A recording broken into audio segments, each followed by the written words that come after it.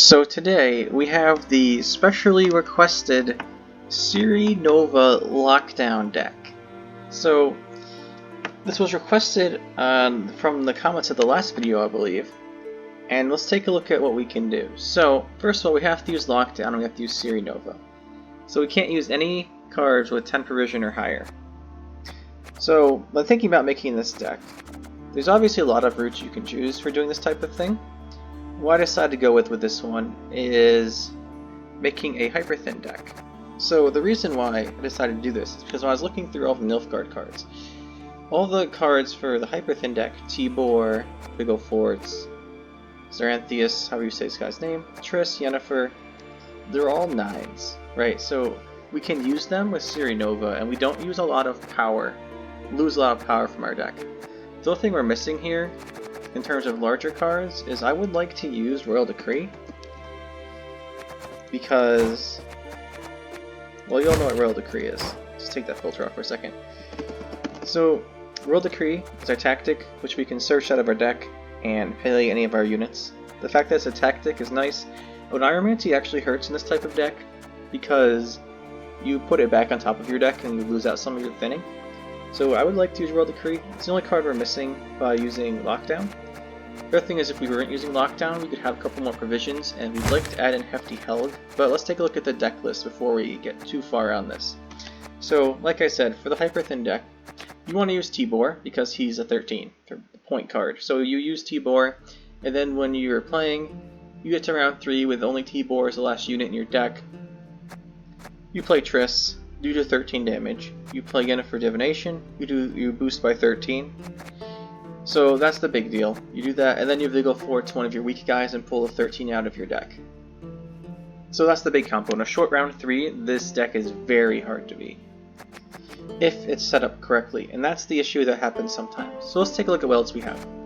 The thing is that the reason we decided to do this with Ciri Nova is Ciri Nova offers you some carryover, right? So it's 8 points of carryover, and that's very useful for a deck that struggles in a round 2. So in round 1, if you play Ciri Nova, assuming they don't purify or heat wave or destroy, it's very likely this will not. I'd say like about 50% of the time your Ciri Nova is going to get destroyed or it's going to be purified. So, but here's the thing, if you play Ciri Nova in round 2, it gives you good carryover to round 3, right? Which is a lot of times what people do.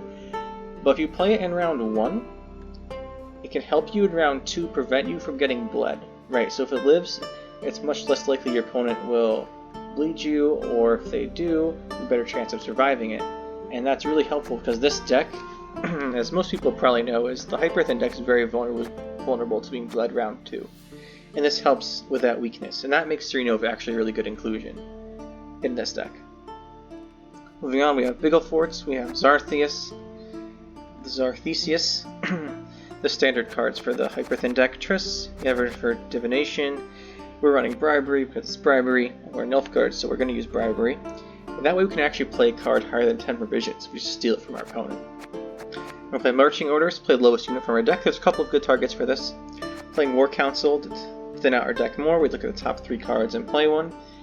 Very rarely does this hit 3 cards you don't want, but it is possible to, say, be in round 2, not have your Triss, Yennefer, and your Tibor, you hit those 3, you're like, well, this is awkward. So there is always a tiny chance War Council goes wrong, but we're going to play it. Menno Korn, this guy is a name probably pronounced wrong, but he's going to play our tactic from our deck. If we need removal, we're going to play removal. Most of the time, if we get this guy early, we're going to go for our Marching Orders and try and play out our next card, Artorias Vigo. So create a 1-power copy of Bronze Unit in your deck. This means you can only have 3 Bronze Units in your deck if you're using Artorias Vigo and you want it to go off on a certain unit. What we're using for it to go off on is Imperial Brigade, not too surprising.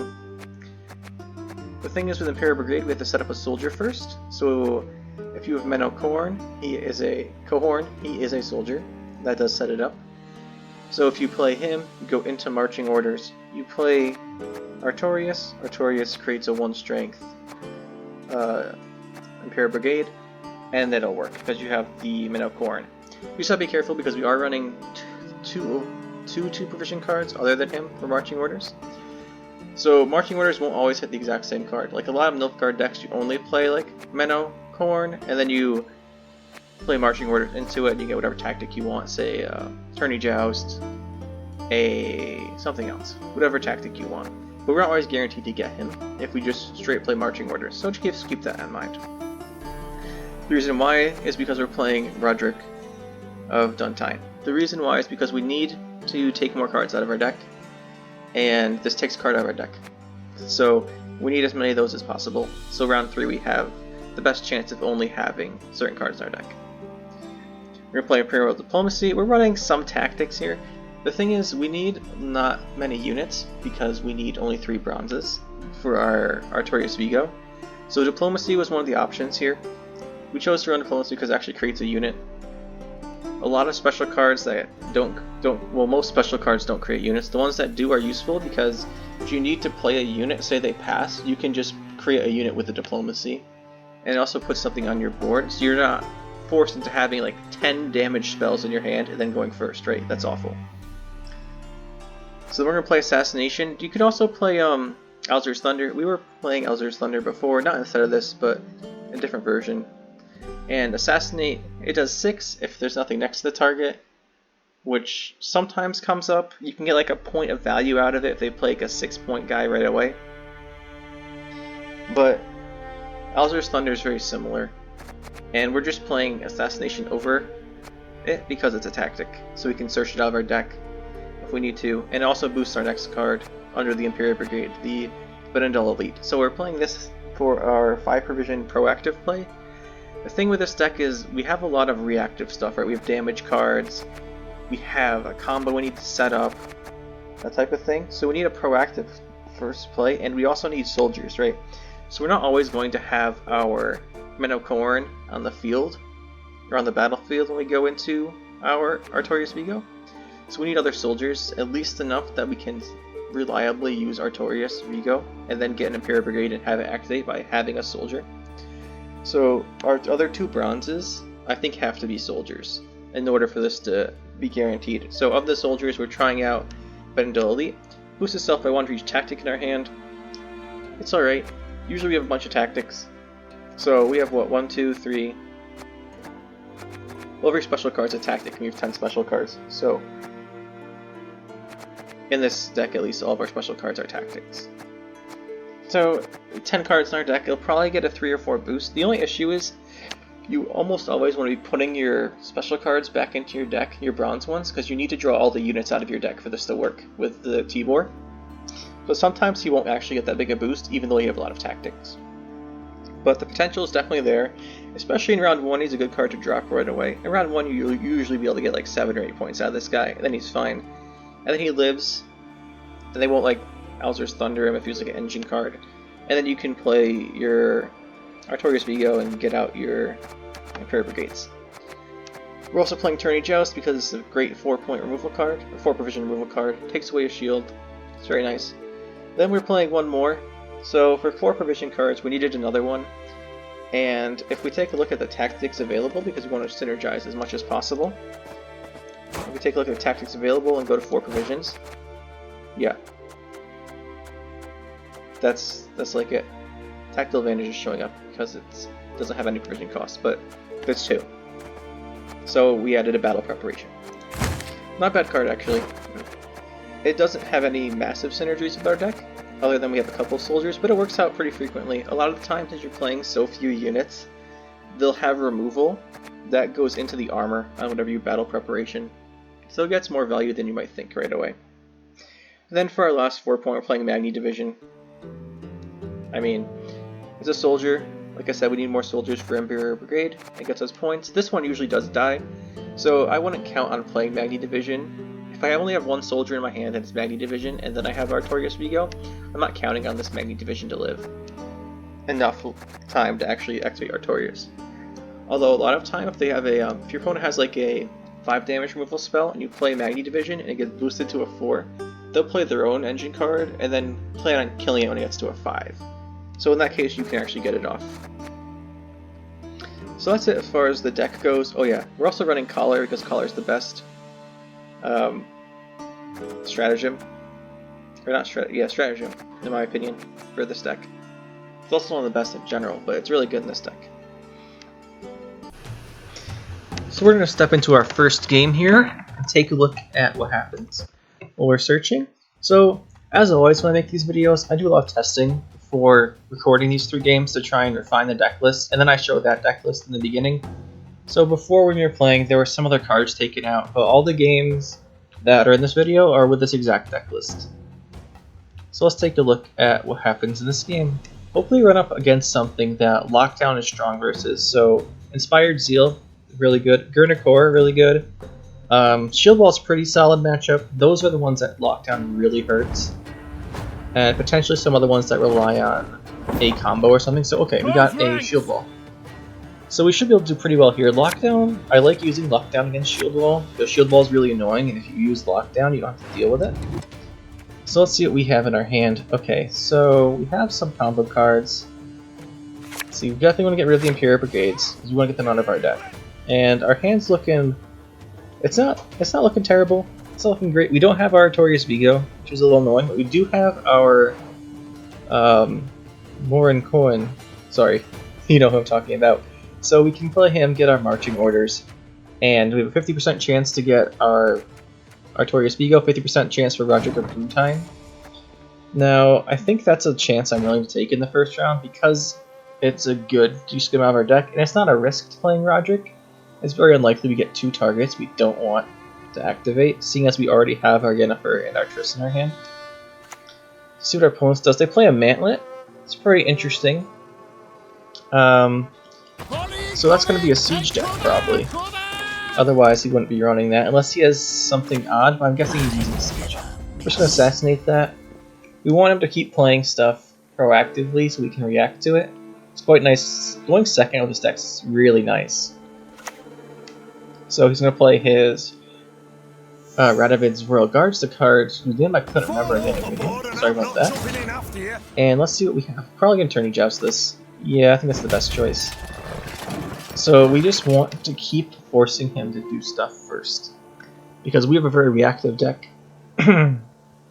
So I'm thinking next we did lose points from our Vedendal Elite by playing our tactics first, but I'd rather play them first and try and force him into an uncomfortable situation, and hopefully get him to use his engineering solution on something so we know what it's going to be used for. Obviously, using a Tourney Joust to remove the shield from it's nice, but it's not going to be that important. So he's going to play Bounding Ram. At this point, we know it's a siege deck, so that's nice. We know he's going to be using siege. We have to prepare for that. So we'll play our Vedendal Elite now. It's still a 7, even though we already played 2 tactics, so that's quite good. I mean, it was a 7. It's about to be a 4, but let's see what else he has. So he's going to play his Anna Streningar. So, funnily enough, he's going to boost it to get the boosts on both sides, and then move his unit next to it out of that route. I think I would have held off on moving that for another turn to get another point, but whatever, not a big deal. So that's his only shield probably he can apply with his deck, which is nice. The engineering solution.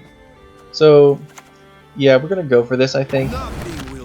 And we're just going to play our marching orders and hope we get Vigo. If we don't, it's not a big deal.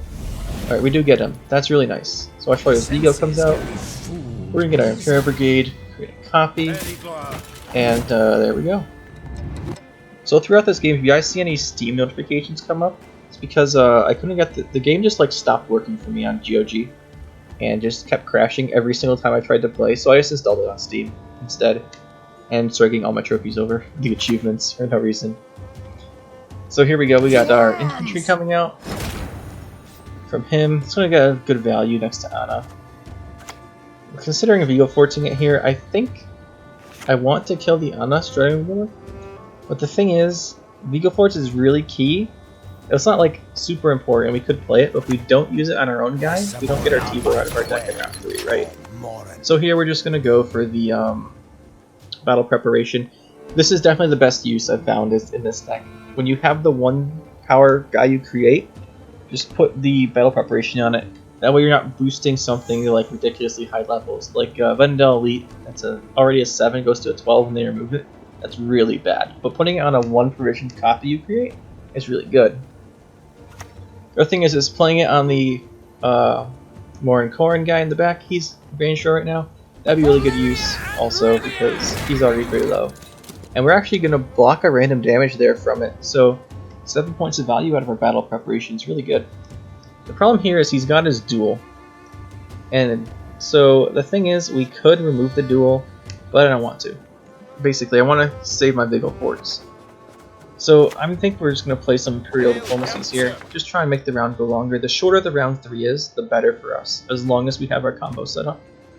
Because if, say you have a 3-card round 3, you go Xanthias, possibly into a Tibor for 18. That's not always guaranteed because we don't have Royal Decree, or some of the other cards we might be using, mostly Royal Decree.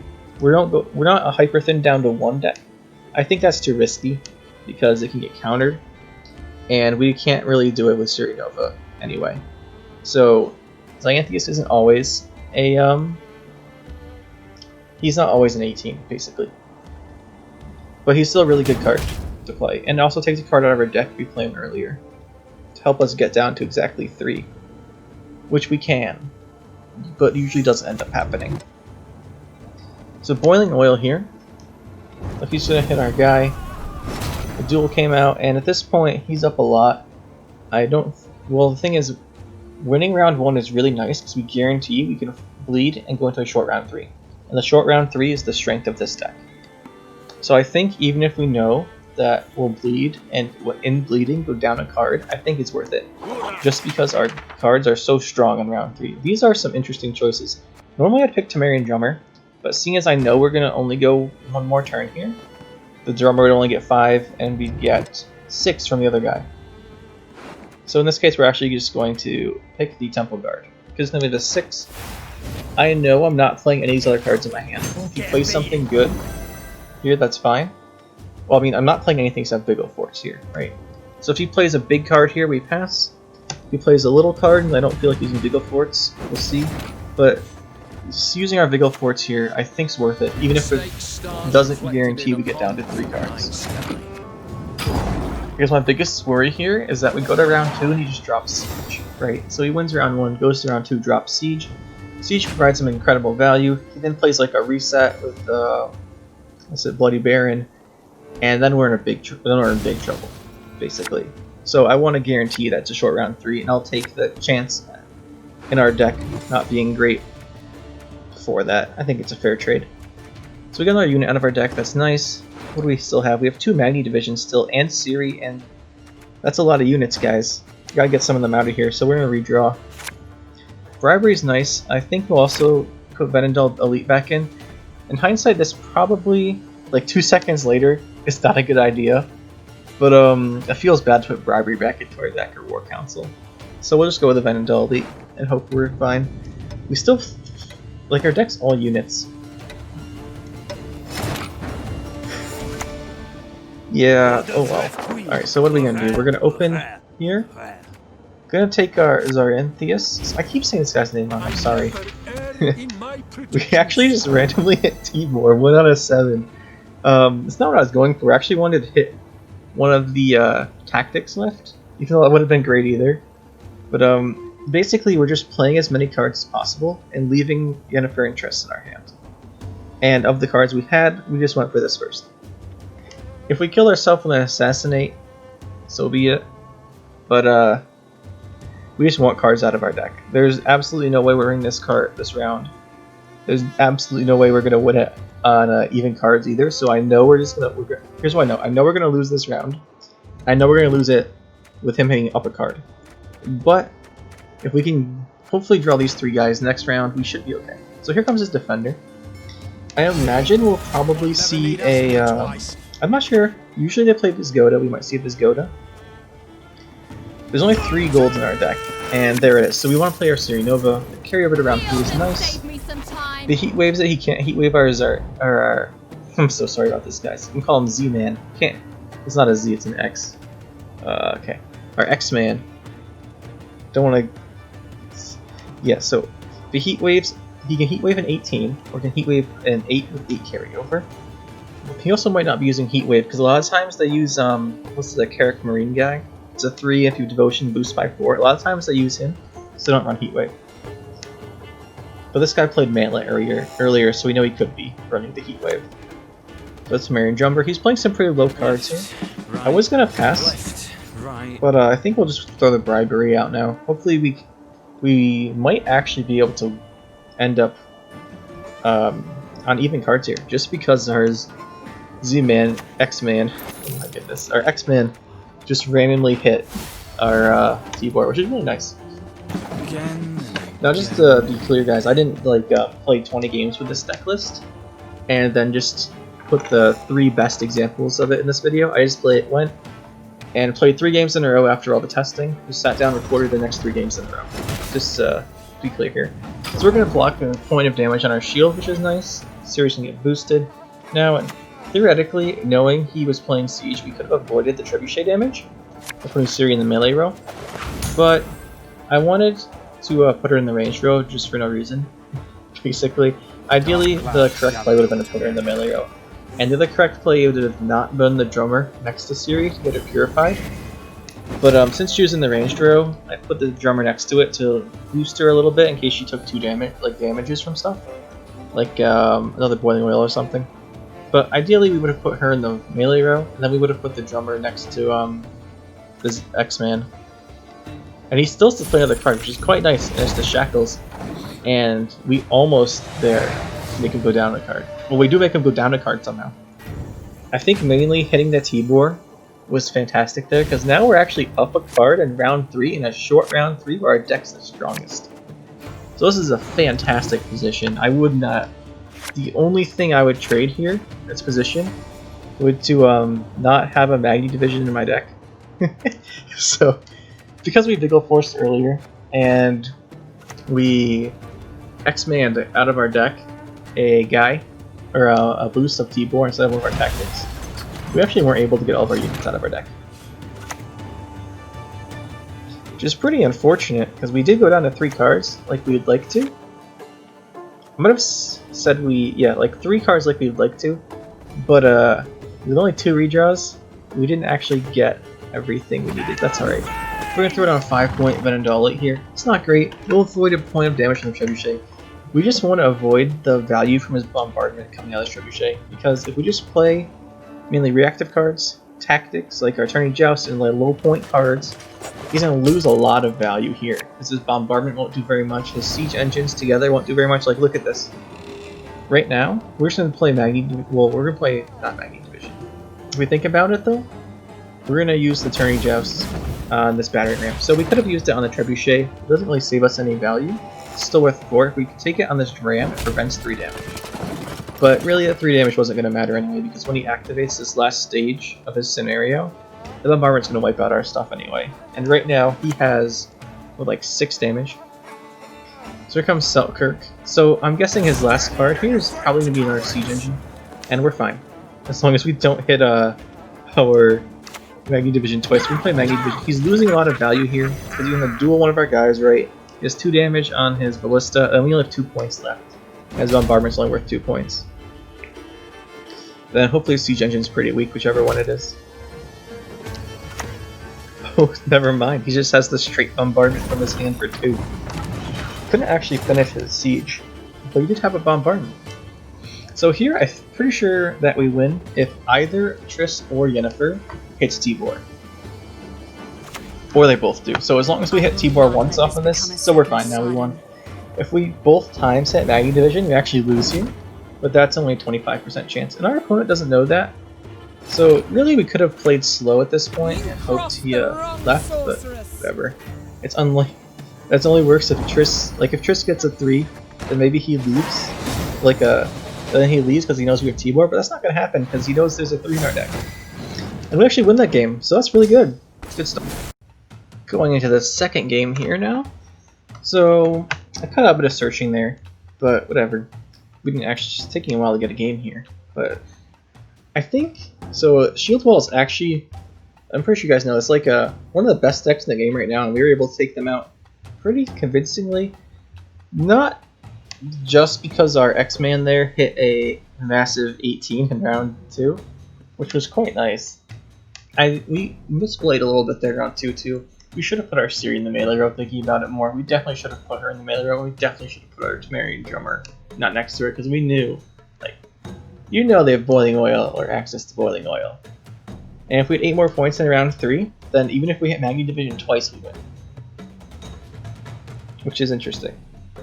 Because then each Triss in Ciri is worth 6. That's 12, plus 8 from Ciri's 20, and then we had 20 versus, I think he had 17. Don't make me laugh. So we're going up against the Congregation, I believe. The names of stuff I'm not the best with, guys, to be real. But locking this one's pretty nice. It's the only one I'm happy to lock. So the thing about lockdown is it has so many fewer provisions than other decks because its leader ability is the strongest. The reason it's so strong is because you deny a lot of provision points or provisions in your opponent's deck. So like the best example of this is, say you're going up against the boost a soldier by 3 times, and then at the end you move a soldier to the top of your deck, and then move to the top of their deck, the guy gets summoned off the top of their deck when he moves there, right? He's 5 points for 9 provisions. So say you're doing lockdown going up against that, you lock their leader ability, so then that card becomes a 5 provision, or 5.9 provision card in their deck, and that's the provision difference between your 10 bonus you get and their like 15 or whatever. In this case, lockdown's going to save us a bunch of points from him spawning guys. In this case, I think that's really nice. Lockdown's just really good. In my opinion, it's really strong. The problem is if you don't have a leader ability, it's harder to make a deck synergy. So what I was thinking is, when we're using lockdown, Hyperthin's actually a really good choice. Because you can basically make the entire deck strategy while still just locking your opponent out of theirs. And I think that's the best way to use lockdown, is if you can have a deck that has an identity and your opponent loses their deck's like main focal point here. Now, starting into this game, let's take a look. We're just going to open the Imperial Diplomacy because we don't know what to do.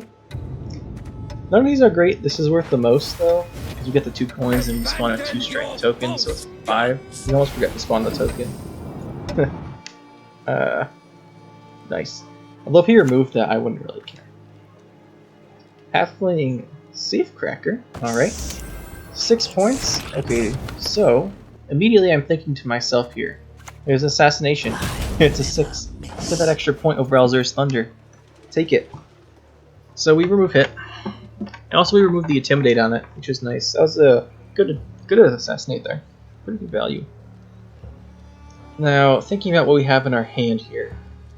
We have a lot, and I think we're going to drop Ciri Nova in this round. Well, I'm pretty sure we're going to. Fallen Knight. Very powerful, but he loses his leader ability to spawn the tokens on command, so that's nice for us. And right now it's just a 4. Unfortunately, we don't have Attorney Joust, so we'll go into our guy here. We'll just pull Attorney Joust out and kill this. Let's do it with me. Thinking about what we want to do here, at some point we're going to play Nova. At some point we're going to play Artorias Vigo. We've got our soldier set up now. So it was really nice that we needed a removal card. We had access to it, and then it also sets up our Artorias Vigo. So I'm going to play him next, I think. Yeah, let's play him next. And we're just going to go to our Imperial Brigade, summon that out, copies. And at this point we're really far ahead in this round. But he does have a Sacred Flame. Normally this is a situation where just spawning like one of the tokens would be a really big benefit to him to make sure he can win the round. So if we profit, spawn a Flaming Nose Footman, fine, whatever. The Sacred Flame's not worth a lot here, and making him use it when it's not worth a lot is great. And yeah, again, this is what we keep doing, is putting the battle preparation on the 1 strength, the Imperial Brigade. It's quite nice actually. That's the most value. So what's he going to play with his bank? I'm not sure actually what he wants now, because he could just pass. Because he wants sack at any point. So Congregation. Yes, you. Have you made I'm not actually sure the card's named, but oh well. He's got his tokens now, so he's at what, 6 points in the activation of Sacred Flame? Well, 7 because he's gonna play another guy, right? Huh. So we're gonna drop Nova here. We want her to be in our round 2, and I think actually we're gonna not use. Yeah, I'm not gonna use the collar here because I still have bribery and I still have more counsel. Those are 2 cards I want to play at some point. Procession of Penance. So that's gonna be a 12. If he ever, so now that it's close enough that the Sacred Flame points will probably make a difference here. It's possible he pushes us on for him to win on even here, and I'm not liking that very much. So I think I do want to play War Council and bribery at some point still. So we're gonna sadly briberying the procession is just 0 points, but we'll take this guy, right? So he's worth 9. He's gonna spawn 2 tokens with coins. That's pretty good. And then we have to drop Collar for the points here to try and not get overwhelmed by Sacred Flame's boost. Even though it only is a 7-point boost now, 8 for placing whatever he plays, but I know he doesn't have a 14-point play in his hand. So at this point, he's just gonna drop a card. It might probably activate Sacred Flame. We'll pass. We're not gonna play any more cards here. It's too risky.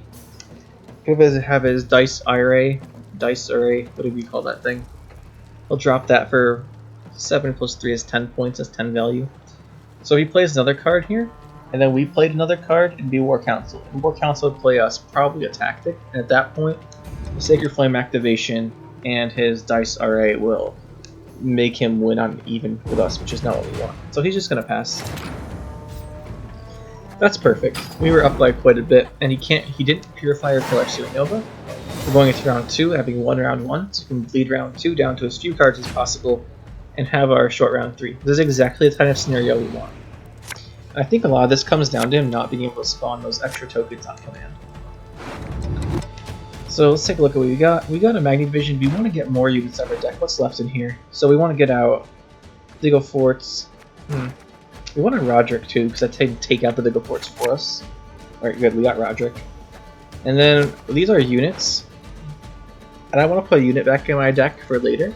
And I really want to play War Council, so I'm keeping all these cards right now. Our opponent here is... I don't know if they should expect us to push them here, I'd imagine, right? They should expect to be bled. So we're going to drop this in our back row. Range row. The guy with the pole axe is in the... or halbert's in the range row. Yep, makes sense. He's got a shield wall in the front row now. So what's he got? He's got our halfling safe cracking. We don't have an assassinate this time. It's worth 6 again, so we've got a bunch of crimes. Huh. So what do we want? We have Tibor, Vigil Forts, and Triss. 3 gold targets.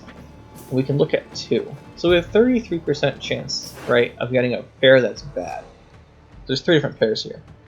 The pair that's bad is Triss and Tibor, as we cannot play Tibor, and Triss would be awkward. Oh, by the way, the other random thing about this deck is if you're playing Ciri Nova, sometimes Hyperthin decks will play the Imperial Golem for a second big guy in their deck, right, in case they lose Tibor somehow. But if we need to, we can just use Ciri Nova. It's like, don't play Ciri Nova if we lose Tibor out of our deck. Say they play Equinox because they're playing an Alzur deck and it pulls them out. That's happened to me today. So you can actually just put Ciri Nova back on our deck, and having an 8-point card for Triss and Yennefer is still pretty good. Obviously it's not ideal use of Ciri, but whatever. At this point where you want to bleed as far as possible, so I don't care that these are these guy Venendroid elites are getting no boosts. I really don't care. And then we lose that guy, it doesn't matter. I'm just gonna go down just to X-Man and our lovely Yennefer. You can tell by the portrait in Sorceress Lodge. We like Yennefer here, not Triss. Yeah, so we'll keep our Roderick for round 3, just pass. We've bled him out a little bit, better have a couple units. Now we just need to make sure we have only 2 war for units in our deck. And as long as we have one other gold unit, because we can pull it out with Roderick, we have to make sure we have 2 golds, so Roderick doesn't play Tibor. So what do we have left in our deck at this point? We have 1 unit and no gold. So we have to put a gold back into our deck and Tibor back into our deck. So we'll put Tibor in. Of these guys, let's see. We don't want to put back in Vigo Forts. I don't think. Well, we don't want to put Triss or Yennefer back in. Vigo Forts, we could. And we also put in X-Man. Yeah, we'll go with that. The thing about putting Vigo Forts back in is if we play Roderick and then play Vigo Forts, we'll have to wait to the end, like the last play. They'll take our Tibor out of our deck.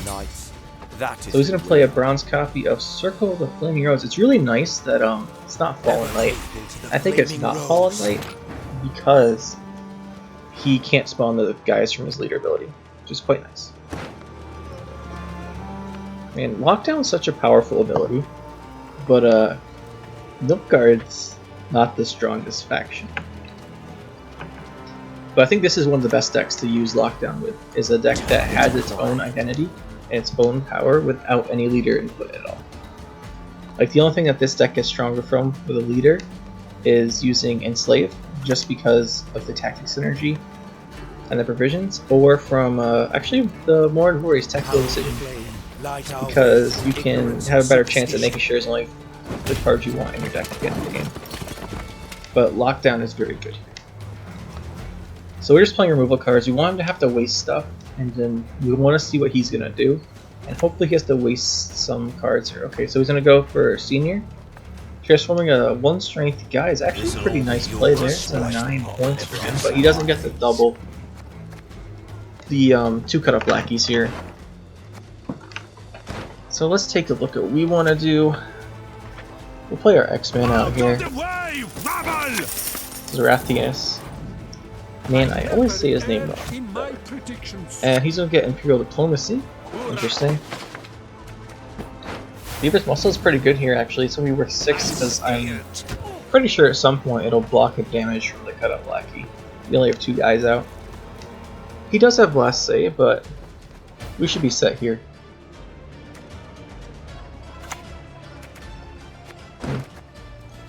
So here comes Novigradian Justice. Yeah, there's the muscle. Bare knuckled brute.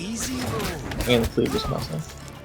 So we're gonna have to play our Triss or Yennefer here. I think Triss is better. I like playing Yennefer as close to last as possible just because how big the boost target gets. Yeah, there's 13 damage, so goodbye, Senior. Yeah, we got a nice little achievement here because we, like I said before, we just installed the Gwent on Steam since it wasn't working on GOG for almost a week now, actually, for me. I kept having local client issues. I couldn't fix some even reinstalls. So we take a point there. He's got his Grand Inquisitor, so I'm gonna get some value out of that. And I imagine, well, I know he has Dice RA still, right? So that's a pretty big swing. Let's go with Yennefer. We hit Magni Division, so this is pretty awkward here. It's not great. And I think we're gonna lose here. I mean, he has Dice Array, that's a bunch of points. Our Vigo Forts is not gonna get us there. Because even if we kill his guy, I mean, like, look at this. He has a whole bunch of guys here. Yeah, I think his guy got us. We'll just play it out. Let him just see what happens. Obviously, the best choice here is for us to Vigo Force ourselves and pull out Magni Division because that's exactly how this game's been going so far. And there's the Magni Division. Perfect. Alright, so that's exactly what I wanted to happen. This is what I was saying, like, normally we would have one more card out of our deck if we weren't using Ciri Nova to be playing Royal Decree. And the Royal Decree pulls another card out of our deck. But we're playing Ciri Nova. And she does bring her own value here, that's for sure. But in this case, it wasn't enough, and we'll have to try again and see if we can win the next game. So as for game 3 here, let's see what we get up to this time. Some Bluestripes Commandos here. It'd be pretty interesting to go up against Bluestripes Commandos. I think we destroy that deck, like, completely, just because we have Lockdown. Oh, here it is, Inspired Zeal. Alright, let's just see. I know from, playing, what other Lockdown deck was I supposed to make? I don't know. Playing random Lockdown decks for Nilfgaard. That I'm pretty sure we almost always would versus Inspired Zeal. So 2 Magni Divisions is not good in our hand, but we want to keep them out of our deck. I might pull one back, Let me think about this. Oh, get Tibor, he's out. Alright. Might have wanted to keep one of those actually, thinking about this more now. I might have wanted to keep both of those divisions. But we'll just drop one now. Let's see, we don't have our Artori's Vigo, which is a little bit annoying. We do have marching orders and Roderick in our hand. So it's a pretty good chance, it's a 50% chance we get him on our deck. We could have Roderick first, but then we don't have Roderick later. So we're just gonna play Redanian Archer. I could kill the Redanian Archer. I'd have to aim to miss. Because we have Assassinate, right? But he's gonna play something else. And honestly, I'm not too concerned about Redanian Archer. It's more the Kedwini Revenants, I'm afraid of, if he's using them. But, because this could be the Revenant deck. The Revenant deck actually is still pretty good versus this. It's the Inspired Zeal Blue Stripes deck that we destroyed. Because they really need that Zeal. The Revenant version, it's like, it's still good. It still can beat us. I don't think the Blue Stripes deck really has much of a chance here. I think I've won every lockdown game versus them. Like, especially if you have enough tactics and removal in your deck. Well, not just tactics, but the tactics are typically removal. Temerian Drummer, okay. Left, so right, there could be... right. I'm not sure which one this is yet. I lean towards Blue Stripes though. So we'll take out the Redanian Archer here. Then just lock the other one. This way we get more points. Because the Archer had 2 armor. So if we lock the Archer instead, we only do 1 damage to it. John Metalius. Okay, so if this isn't after he uses Assault Artillery, Blue Stripes Commando, we know it's the Commando deck. I think it is. Temerian Drummer, okay. Again and again. Interesting. Because, I mean, honestly, he wouldn't play a Blue Stripes Commando with a Amphibious Assault. I'm just saying if he did, we'd know the deck for sure. I think it's Blue Stripes though at this point. Let's Bribery, confirm what we think. Let's want to make sure. Okay, so yeah, it's Blue Stripes. War Elephant. You know what's funny? I think, yeah, we have 2 Imperial Brigades. Those are soldiers. We can actually just crew this. That's pretty funny. I'll take War Elephant. Sounds good to me. So at this point, he's probably going to be feeling bad, pretty bad. So I know we're going to go up by a whole bunch of points here, right? So a War Elephant we just click on for +8. There we go. So I know here we're going to go up by a bunch of points, and he's going to pass. So what I want to do is just get our Ciri Nova out, which is exactly what happens. We want to get this out, so we have carry over to round 2, so we can bleed him better, and then we can set up our combo better. I think that's what we want to do here. So we're going to pass the next, well, we're probably going to play out our Imperial Diplomacies, I would say, before passing, but we're going to pass this round at some point. Yeah, he's just going to pass now. That's probably a good choice by him. Now, we committed way more points than we needed to win that round. But honestly, it's just because we got War Elephant, and then we wanted to keep going to make sure we won the round. So round 2 now, we still have our Ciri out, because he was unable to kill it. And I just want to bleed out as many cards as possible here. I know we're not going to win the round, and I know we're not going to win it. Or not going to lose it on even cards either, so there's no point in trying to push really hard. We just want him to get his cards out of his hand, and our hand as small as possible for round 3. While setting up our deck size. Honestly, this looks pretty good. Put Tactic back even better. We'd like to get our last units out. Okay, so we're just going to throw down Magni Division, I'm assuming. Yeah, I don't see other options here. What's in our deck? So we're still missing our Zarethius. And, okay, so we're missing 2 of our gold cards. It's not a big deal. Just throw out Magni Division. So thinking here, what does our opponents play? Because they're going to end... Okay, so yeah, there's their Zeal Giver. They're going to have a couple Zeal Givers, and those are the cards... We need to have enough removal to kill those and the cards with the order. So I think we're gonna kill this. I think Assassinate is the best way to kill it. Something in our... Yeah, because turning Jocelyn is 4. We can't play it out of our deck because we don't have our, you know, our guy. Let's take a look at our top cards. Battle Preparation. I really wanted to see here, not these cards. Now the reason I'm okay here, these aren't really great. The reason I'm okay here with letting him potentially get out and duel with Zeal is because Ciri has shield. And he can't kill her, because he can't shield his own guys. So he's not using shield wall. We'll put this in the back row, because it does 2 damage in the melee row. And in 2 turns our Magni Division will equal that. And since Magni Division's alive right now, I don't think he's going to kill it next round. Or next turn, and we'll get more value that way. Her Majesty knows what she's doing. So Reina at Odo, he could be setting up for a boost on the melee row with Prince on Sice, and then a Zeal with Vess. But he can't kill Ciri. If he can't kill Ciri, I don't care. Because it's not like 5 points of value out of duels, whatever. Oh, it's gonna be for War Elephant. Okay. So we knew we had War Elephant, but here's the thing. That's a 17-point War Elephant. I really want to use my Beagle Forts on that. But then we can't pull our T-Bore out in round 3 out of our deck. But knowing that he has that War Elephant, we have a potential massive tempo play this round. Okay, so there's Vizgoda. We're just going to assassinate that. That is not going to stick around here very long. Good thing we saved our assassinate and use on Vess. Take this guy out. Alright, so the thing is, we still have a big tempo play. When we kill War Elephant, it's probably gonna... He has a lot of engines in his deck. I would say that probably the points of the card we pull out is probably gonna be around 4. Worth about 4 to him. Maybe 5. 4 or 5. So we have a 17-point play by killing the elephant with Beagle Forts. We don't have to, we can still save Beagle Forts. But it might force him to play out some good cards.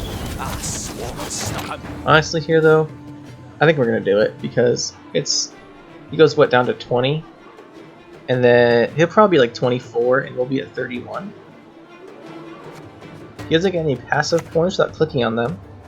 We're gonna lose our Magni Division here, but now he's gonna have to play a good card. He might have to play 2. No, he probably won't have to play 2, he probably just needs 1. But it's gonna have to not be like a 2-point card. You know what I'm saying? So yeah, we get 5 points probably out of the card from his deck. Because he can get 2 boosts.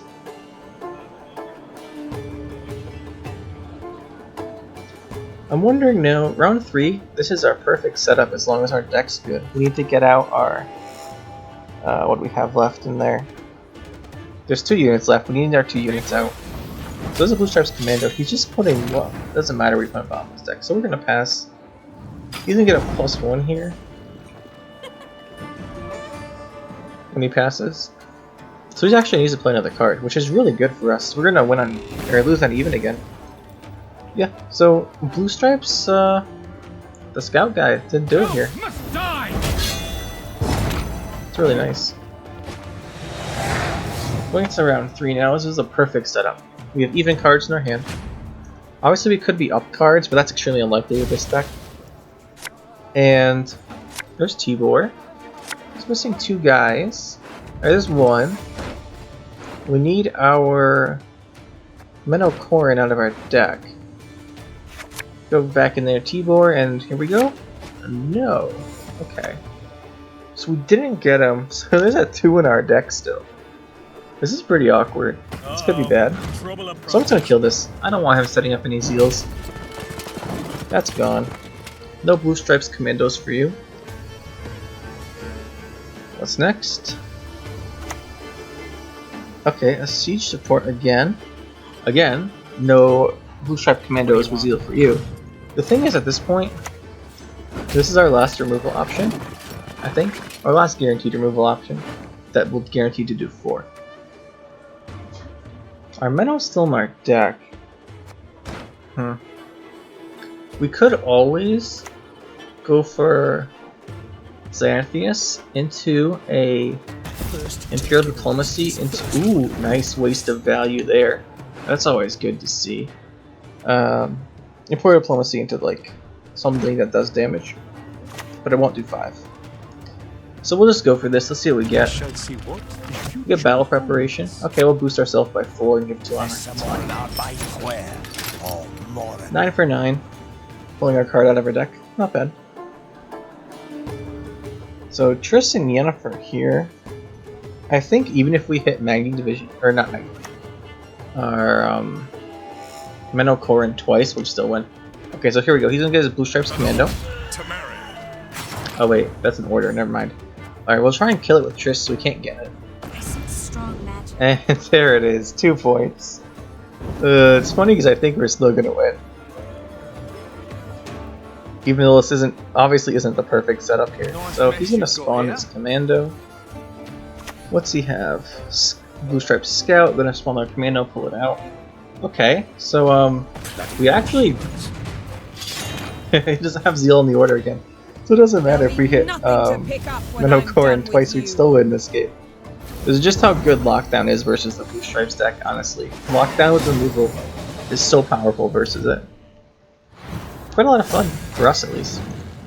Alright, so after playing with this deck, what do we think about it? Well, we won actually many more games than I thought we were going to. The issue with our deck that comes up the most is still having one of our guys in our deck. So either a Magni Division or Venendal Elite or something along with our Tibor, because we can't we're actually, like, with this deck we're 1 card short of fully hyperthinning down to 3 cards a lot of the time. And if you ever really need to use your like, you don't want to, but if you ever need to Vigil Forts offensively to take out an enemy unit, then it becomes even more problematic.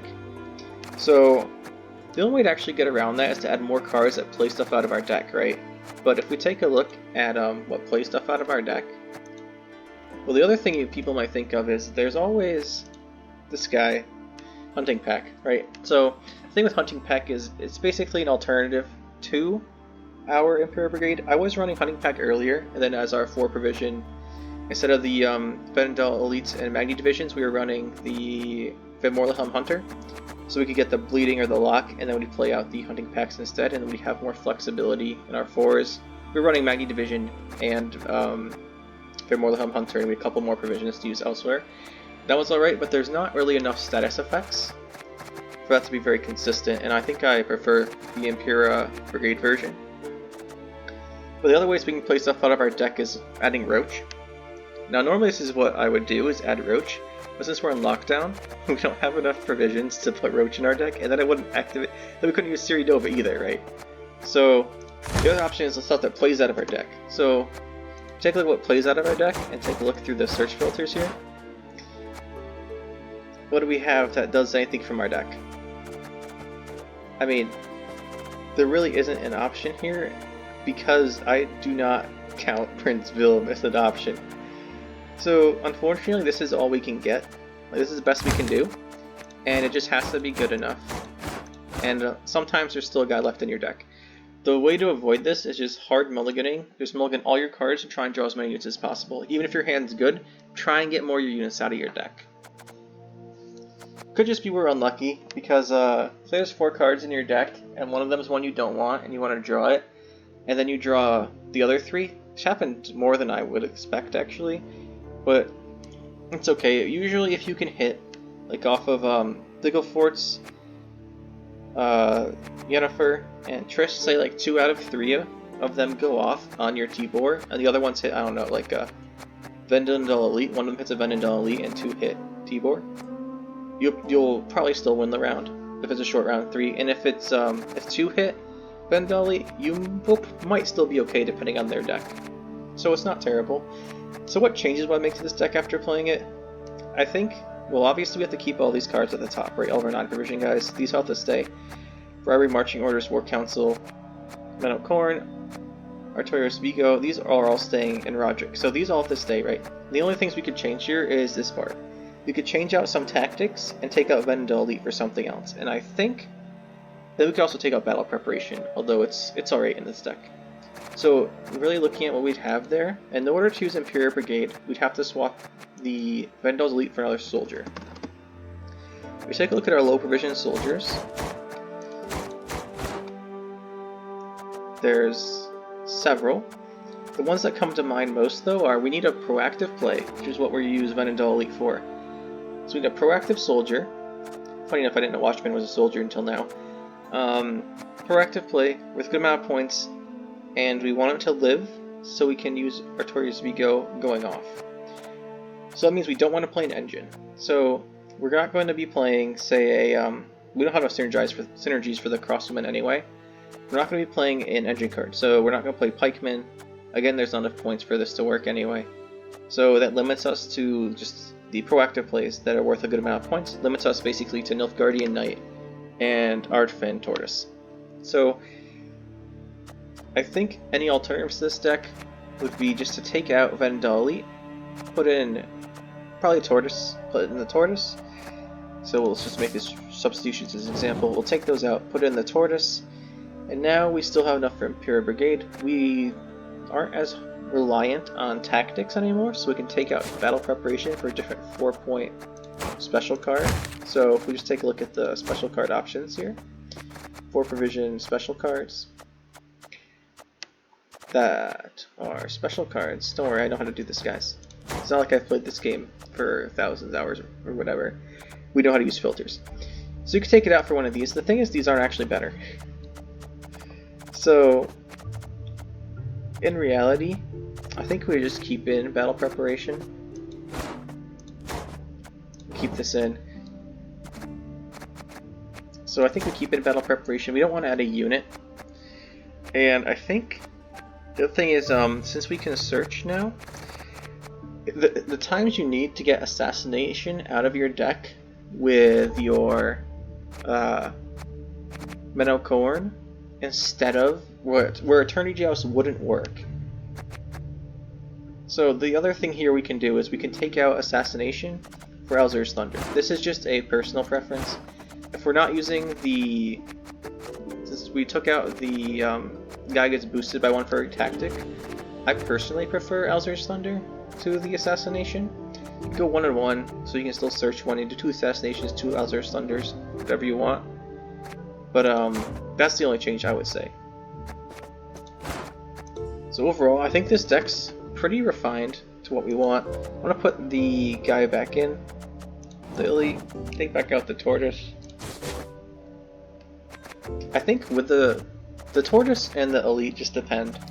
There's also the situation where your Artorias Vigo, I mean, somehow you got messed up and something happened in the game that you can't activate Imperial Brigade with Artorias Vigo. And then your choices from Artorias Vigo, if you have to play him, are Vendel, Elite, and Magni Division. In that case, Magni Division is probably worth like 2 or 3 points. Probably not at that point since you weren't playing and playing in the row probably is full, so it's a 1. This card would be a 1 that boosts your opponent. Same with the Nilfgaardian Knight. Honestly, I think I'd try out Nilfgaardian Knight just because he never gets used, but this card's better. I'm just kidding, I wouldn't try out Nilfgaardian Knight. I'd use the Hyperthin Tortoise because there's no resets or Geralt type stuff in here.